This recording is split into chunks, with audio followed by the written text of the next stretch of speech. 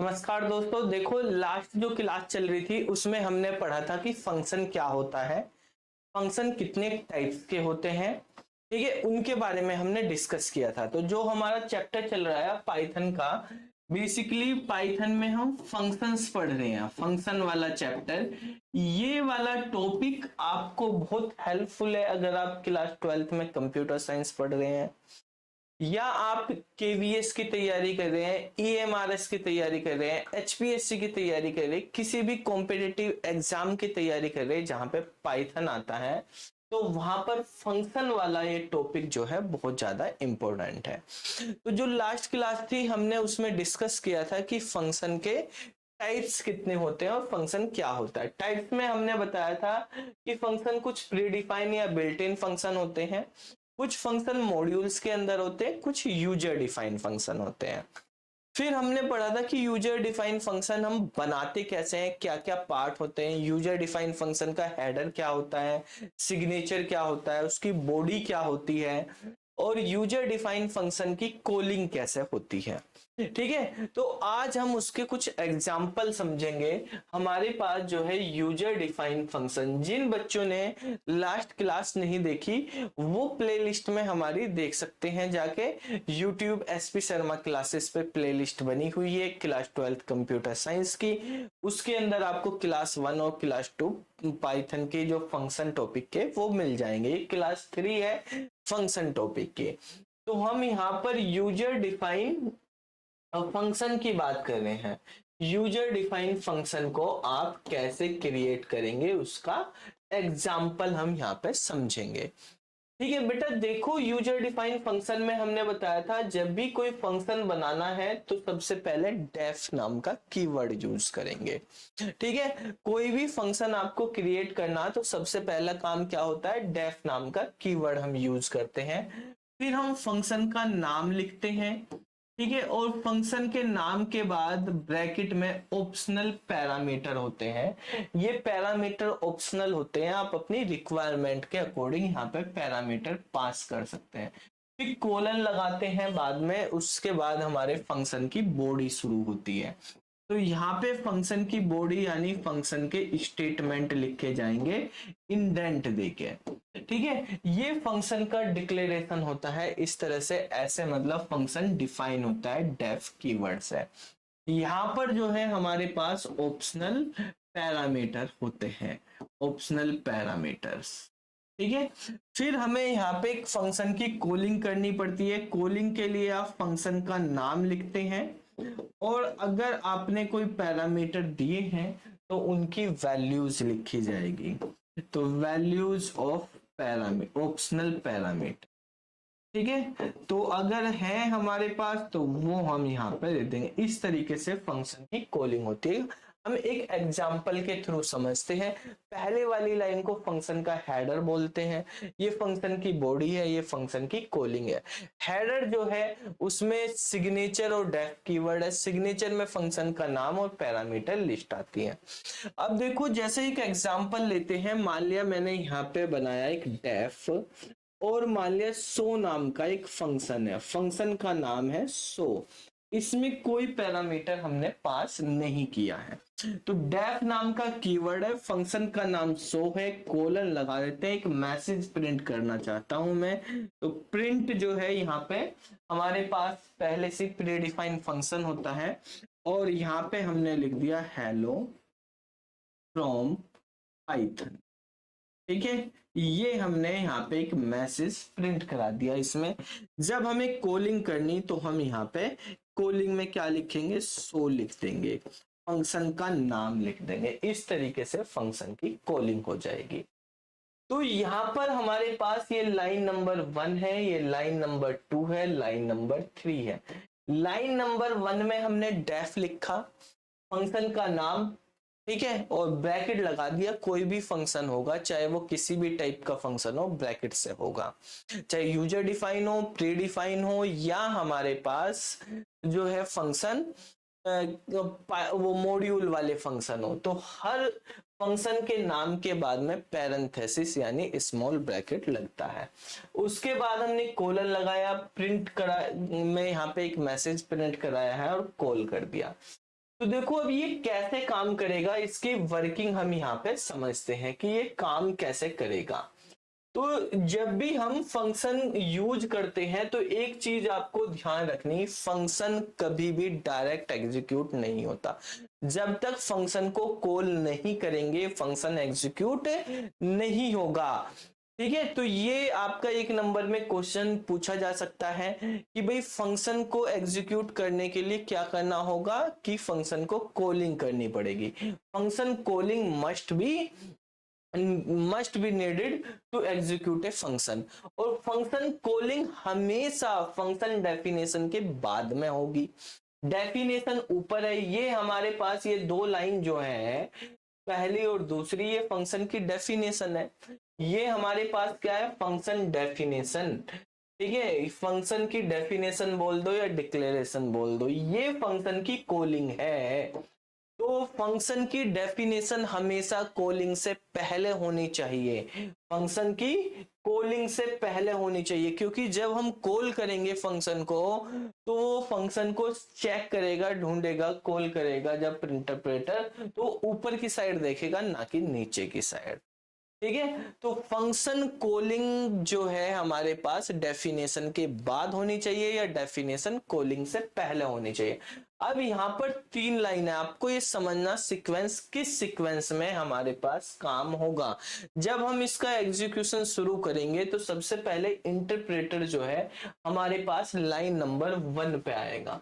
Line number 1 पे आके वो देखेगा यहाँ पे डेफ नाम का एक कीवर्ड लिखा हुआ। जैसे ही उसने देखा डेफ नाम का कीवर्ड है तो वो समझ गया कि भाई ये फंक्शन की डेफिनेशन करी जा रही। तो डेफिनेशन बिना कॉलिंग की होगी नहीं, तो इस लाइन को छोड़ देगा और इस फंक्शन की पूरी डेफिनेशन को छोड़ देगा यार। तो ये दोनों लाइन वो स्किप, यानी जितनी भी लाइन है इसकी बॉडी के अंदर वो सारी स्किप करके वो लाइन नंबर अब कहां पे पहुंच गया है, 3 पे। यानी 1 से किस पे पहुंच गया है, 3 पे। 3 पे लाइन नंबर 3 पे क्या लिखा हुआ है, सो। यानी सबसे पहले यहां पर आया इंटरप्रेटर, यहां से फिर कहां पे पहुंच गया, 3 पे। अब 3 पे हमारे पास क्या लिखा हुआ है, सो लिखा हुआ है। तो सो से हमारे पास वो कहां जाएगा, डेफिनेशन पे। जब भी हम फंक्शन कॉल करते हैं तो कॉल करने के टाइम पर ये फंक्शन का सिग्नेचर चेक होगा। ये चेक करेगा अपने कोड में ऊपर कि कहीं सो लिखा हुआ है, सो नाम का फंक्शन डिक्लेयर किया गया है क्या, बिल्कुल किया गया है, ये रहा यहाँ पर। ठीक है, इसके बाद इसमें कोई पैरामीटर भी नहीं होना चाहिए, बिल्कुल इसके जैसा होना चाहिए, है भाई यहाँ पर। ठीक है, तो सो नाम का फंक्शन इसको मिल गया, यहाँ पे पहुंच गया ये लाइन नंबर 1 पे। जब यहाँ पे पहुंचेगा इसके बाद ये यहाँ पे इसकी बॉडी में एंटर करेगा, इसका एग्जीक्यूशन शुरू होगा, लाइन नंबर 2 एग्जीक्यूट होगी। जब एग्जीक्यूट हो जाएगी वापिस से यहाँ पर आ जाएगा सो पे, तो लाइन नंबर 3 पे आ जाएगा वापिस से। तो इस तरीके से ये प्रोग्राम कंप्लीट होगा, इसका एग्जीक्यूशन ऐसे चलेगा। अगर आपसे पूछा प्रोग्राम जब हम एग्जीक्यूट कराएंगे तो उसका सीक्वेंस क्या है, लेकिन फंक्शन एग्जीक्यूशन की अगर बात करें, प्रोग्राम को रन कराने का तो ये हो गया, लेकिन फंक्शन एग्जीक्यूट कैसे होगा। तो यहाँ पे पहली बार में एग्जीक्यूशन नहीं हुआ, एग्जीक्यूशन क्या हुआ, पहले लाइन नंबर 3 पे गया। अगर एग्जीक्यूशन की बात करें, इसको चेक करके इसको तो स्किप कर दिया, लाइन नंबर 3 से 1 पे, 1 से 2 पे, 2 से 3 पे, इस तरीके से एग्जीक्यूशन हुआ। जब वो 2 नंबर लाइन पे था, यहाँ पे प्रिंट नाम का फंक्शन कॉल हो रहा था।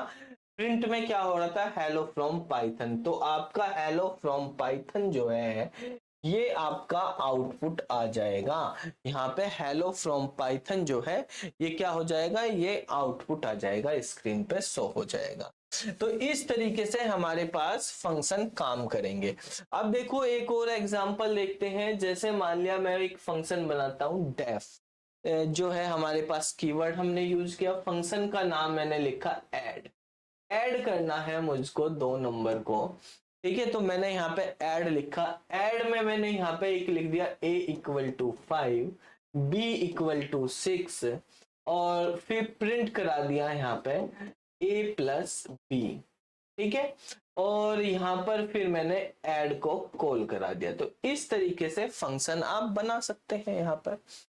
तो क्या होगा, देखो यहाँ पे डेफ लिखा हुआ, तो यहाँ से तो एग्जीक्यूशन नहीं होगा, एग्जीक्यूशन शुरू कहां से होगा, यहाँ से कॉलिंग से। कॉलिंग से ये कहां जाएगा, यहाँ पर जाएगा।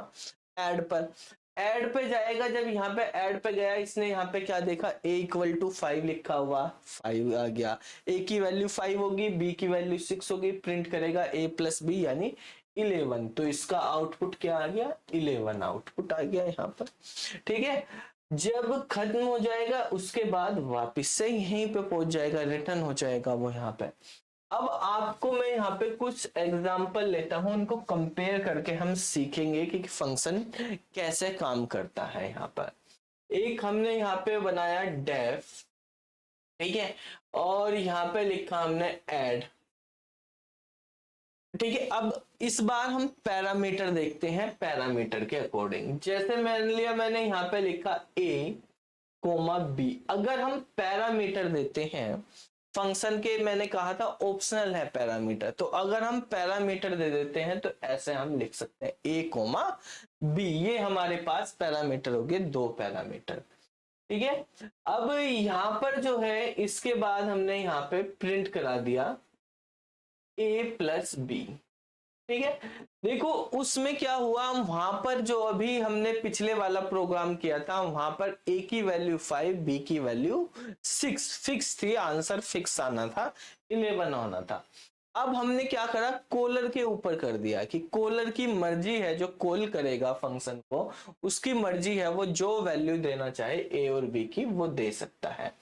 तो यहाँ पर हम यहाँ पर ऐड को कॉल करते हैं जब, और कॉल करने के बाद जैसे मैंने यहाँ पे लिख दिया 5 और 6 ऐसे।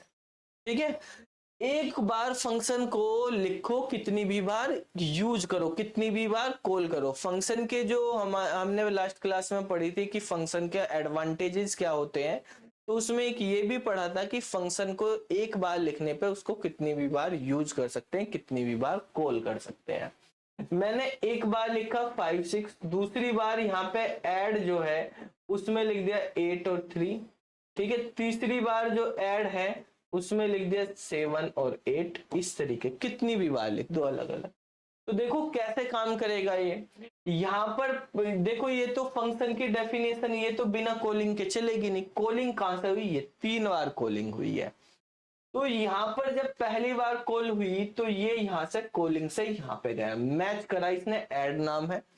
पहले वाली वैल्यू पहले वाले वेरिएबल में चली जाएगी, दूसरे वाली वैल्यू दूसरे वाले वेरिएबल में, यानी a की वैल्यू 5, b की वैल्यू 6 हो गई। और यहाँ पे इसने प्रिंट करा a प्लस बी, यानी a प्लस बी कितना हो गया, 11 हो गया। 11 यहाँ पे प्रिंट कर दिया जाएगा।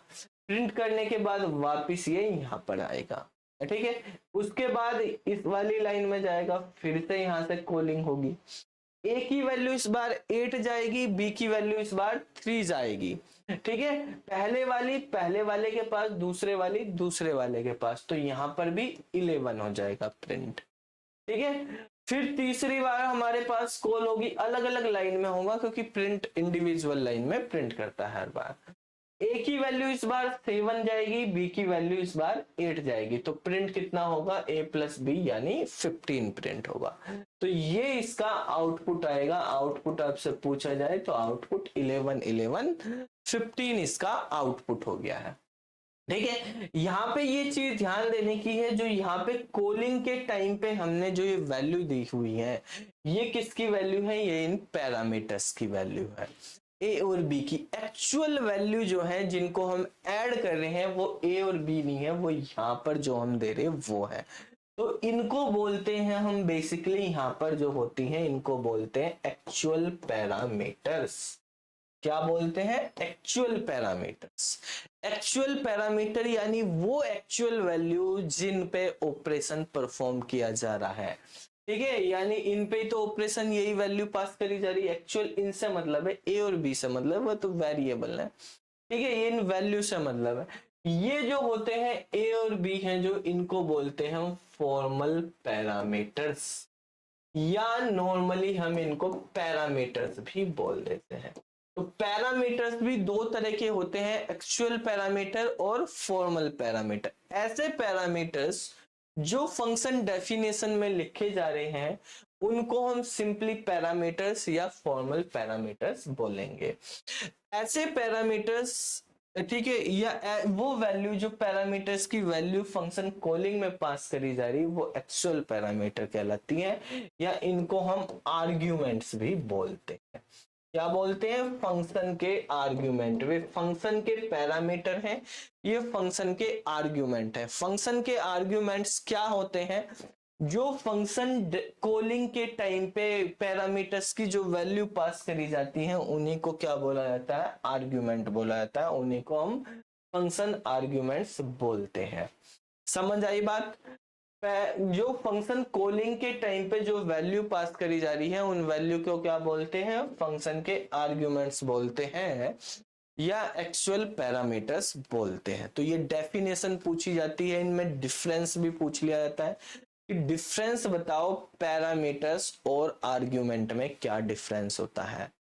तो जो हमारे पास वेरिएबल्स फंक्शन की डेफिनेशन में दिए जाते हैं, ठीक है, वो क्या है? वो हमारे पास पैरामीटर्स कहलाते हैं। जो वेरिएबल हमने यहाँ पे हमेशा ये वेरिएबल की फॉर्म में होंगे, A B M N O P, जो भी आप लिखना चाहो, एक्स वाई, ठीक है। यहाँ पर जब हम लिख रहे हैं यहाँ पे वो वेरिएबल भी हो सकते हैं, वो वैल्यू भी हो सकते हैं, लेकिन जब कॉलिंग टाइम पे जाएगी तो वो वैल्यू बनकर ही जाएगी, वेरिएबल नहीं रहेंगे। कैसे? जैसे अगर मैं यहाँ पे कहूं कि a की वैल्यू है 9, b की वैल्यू है 7, ठीक है, a की वैल्यू है 9, b की वैल्यू 7, और फिर मैंने यहाँ पे ऐड कर दिया a, b, यानी कॉल करा दिया a, b को। तो यहाँ पर ए बी डायरेक्ट नहीं लिख सकते आप जब तक इनकी वैल्यू डिफाइन नहीं होगी। तो यहाँ पर आपको देखने में तो लग रहा है कि क्या है? वेरिएबल, लेकिन ये वेरिएबल नहीं। यहाँ पे 9 हो जाएगा, यहाँ पे 7 हो जाएगा, फिर ये 9 यहाँ पे जाएगा, 7 यहाँ पे जाएगा, 16 आंसर हो जाएगा। यहाँ पर जो ए बी हमने लिखा, कोई जरूरी नहीं वही लिखो जो यहाँ पर है, जो मर्जी आपकी वो लिख सकते हो। जैसे मैं कहता हूं x इक्वल टू 5 है, y इक्वल टू 10 है, और फिर मैं यहाँ पे करता हूं एड x कोमा y, ठीक है। तो देखो ये एक्स वाई क्या है? यहाँ पे एक्स वाई आर्ग्यूमेंट है, ए बी क्या है? ये पैरामीटर है। एक्स वाई जो आर्ग्यूमेंट है वो यहाँ पे आर्ग्यूमेंट में हमेशा वैल्यूज ही होती है, वेरिएबल कहाँ पे होते हैं? पैरामीटर में। अब यहाँ पर भी आपको दिखाई दे रहा है कि यहाँ पर तो वेरिएबल है, लेकिन भाई ये वेरिएबल जो है इनकी वैल्यू पहले से डिफाइन होनी मस्ट है। अगर इनकी वैल्यू यहाँ पे नहीं होगी तो ये काम नहीं करेगा। तो ये x रिप्लेस हो जाता है जब कॉलिंग करेंगे 5 से, और ये 10 से रिप्लेस हो गया। तो 5 और 10 के अकॉर्डिंग फिर यहाँ पे रिजल्ट कॉलिंग करके कितना आ जाएगा? 15 आ जाएगा, ठीक है। तो इस तरीके से हमारे पास काम करते हैं। तो ये आपको क्वेश्चंस जो है, आपको बहुत इंपॉर्टेंट क्वेश्चंस है, 12th क्लास में पूछा जाता है बार बार 2 नंबर में, कि भाई डिफरेंस बताइए, कि difference between parameters and arguments, ठीक है। ये हो गया, या पहला क्वेश्चन ये हो गया। इसमें दूसरा हो गया कि difference between actual parameter and formal parameters, formal parameter. तो जो अभी आपको बताए हैं उनके अकॉर्डिंग जो है आप इनको डिफाइन करेंगे, ठीक है। एक्चुअल पैरामीटर, फॉर्मल पैरामीटर में क्या डिफरेंस है, पैरामीटर और आर्ग्यूमेंट्स में क्या डिफरेंस है, जब आप डिफरेंस लिखेंगे एक साथ में एग्जाम्पल भी बताएं, ठीक है। तो अब हम यहाँ पर हमारे पास जो है ये भी हमें पता होना चाहिए कि आर्ग्यूमेंट कितनी तरह के होते हैं, कैसे होते हैं, तो वो भी हम यहाँ पे समझेंगे। पहले एक एग्जाम्पल और समझ लेते हैं। देखो हम यहाँ पे रिटर्न के बारे में समझेंगे कि वैल्यू कैसे रिटर्न करी जाती है। फंक्शन में अगर हमें कोई वैल्यू रिटर्न करनी तो वो कैसे करेंगे, अलग अलग तरीके होते हैं। तो पहले अभी हम सिंपल तरीका पढ़ेंगे, अगली क्लास में उसको डिटेल में देखेंगे। जैसे हमारे पास यहाँ पे हमने अभी लिखा हुआ है डेफ एड, ठीक है। तो डेफ एड जो है उसमें a कोमा बी हमने अभी पिछले एग्जाम्पल में देखा। अब मैं चाहता हूं कि भाई यहाँ पे ये जो है क्या कर दे, प्रिंट कर दे कि a की वैल्यू क्या है, a इक्वल टू a, ठीक है। प्रिंट कर दे b की वैल्यू क्या है, b इक्वल टू b ऐसे, और फिर रिटर्न कर दे हमें a प्लस बी। ठीक है, रिटर्न क्या कर दे, a प्लस बी। पहली चीज आपको ये ध्यान रखनी, जो ये रिटर्न स्टेटमेंट है ये सबसे लास्ट स्टेटमेंट होगा फंक्शन का। इसके बाद अगर कुछ लिखोगे तो वो काम नहीं करेगा। ठीक है, अब हम यहाँ पे कॉल कराते हैं, तो हमने यहाँ पे ऐड को कॉल कराया जिसमें लिख दिया 7 और 8। तो इसका आउटपुट आपको बताना है क्या होगा। तो देखो बेटा, यहाँ पर जैसे हमने ऐड को कॉल करा, तो ऐड को कॉल करा, यहां से मैच हो गया, a की वैल्यू 7 गई, b की वैल्यू 8 गई। तो ये वाली लाइन क्या प्रिंट करेगी, a इक्वल टू 7, ये वाली लाइन क्या प्रिंट करेगी, b इक्वल टू 8। ये हो गया। अब यहाँ पे रिटर्न स्टेटमेंट है a प्लस बी यानी 15, ये रिटर्न होगा। रिटर्न किसके पास जाएगा, रिटर्न जाएगा हमारे पास ऐड के पास। ठीक है, यानी जो वैल्यू हम रिटर्न करते हैं वो कॉलर की वैल्यू बन जाती है, यानी इसकी वैल्यू 15 बन गई।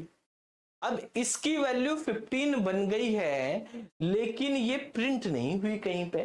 तो जब तक ये प्रिंट नहीं होगी तो इसका कोई काम ही नहीं होगा। तो यहां पर केवल a equal to 7, b equal to 8 ही आउटपुट आएगा, 15 आउटपुट इसका नहीं आएगा। ठीक है, ये जो रिटर्न होता है ये क्या हो जाता है, कॉलर की वैल्यू बन जाती है। अगर आपको ये भी प्रिंट कराना तो आप ये जो ऐड लिखा आप प्रिंट में लिख दो, इसको भी प्रिंट, जैसे मैं यहां लिखता हूं ऐड 5,10। ठीक है, ये दूसरी कॉलिंग कर दी मैंने। तो देखो फंक्शन के अंदर अगर फंक्शन लिख रहे हैं तो पहले इनर वाला, अंदर वाला फंक्शन काम करेगा। ये ऐड 5,10, ये ऐड 5,10 यहाँ पे गया, a की वैल्यू 5, b की वैल्यू 10, तो यहाँ पे a equal to 5, b equal to 10, ये प्रिंट हुआ। अब ये जो 15 होके आया वो 15 इसकी वैल्यू होगी, तो प्रिंट के अंदर 15 लिखा हो गया। किसकी वैल्यू होगी 15, इसकी। यहाँ पे तो प्रिंट 15 बन गया, तो ये प्रिंट 15 भी यहाँ पे 15 प्रिंट कर देगा।